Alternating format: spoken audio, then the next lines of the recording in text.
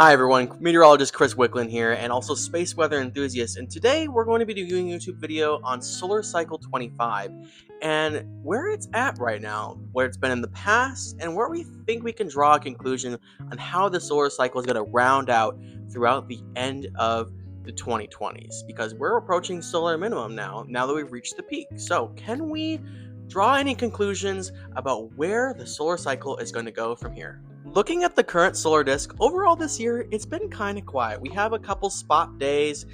We did have a good sunspot group come across the sun last week that gave good mid-latitude aurora, but other than that, we haven't really had a good active sun on the Earth-facing side. We did have a G4 event on January 1st, 2025, but other than that, we've had a lot of far-sighted CME events.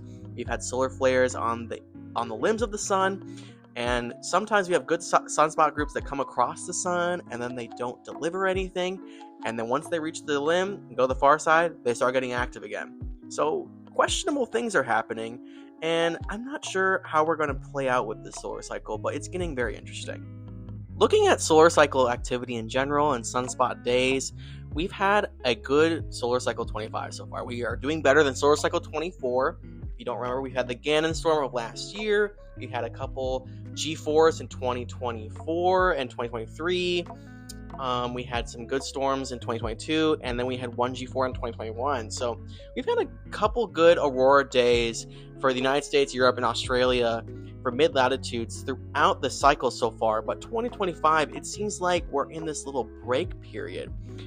In previous solar cycles, you can see that they kind of reach a peak, and then they do a dip, and then do a second peak. But in solar cycle 25, we haven't really reached that dip yet. We kind of are just on the up right now, and I'm not sure if we're going to dip back down and then go right back up to a second peak, or if we're just on the decline toward the end of the solar cycle. So it is questionable right now about how this is going to play out, especially because we just recorded a dip in the most recent sunspot number progression.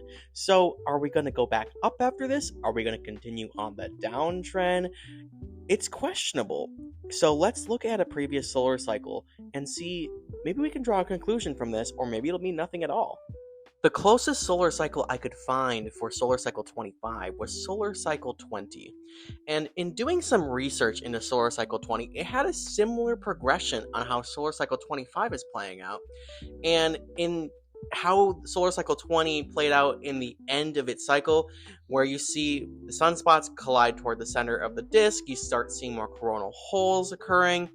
It said that solar cycle 20 had some more unusual higher level geomagnetic activity. So will we see that for here?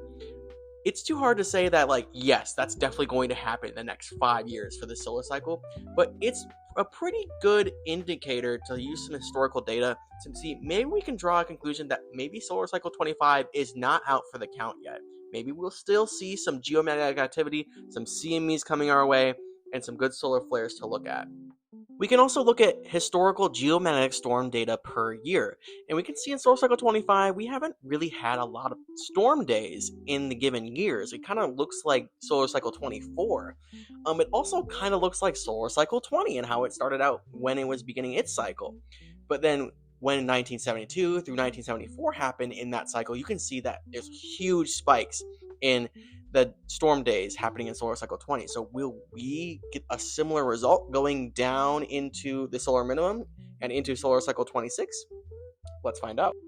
If you want to link to all this historical data, Space Weather Live is a great and handy tool. It has archives, it has historical solar cycle progressions, reports, and it has current solar cycle data and aurora data.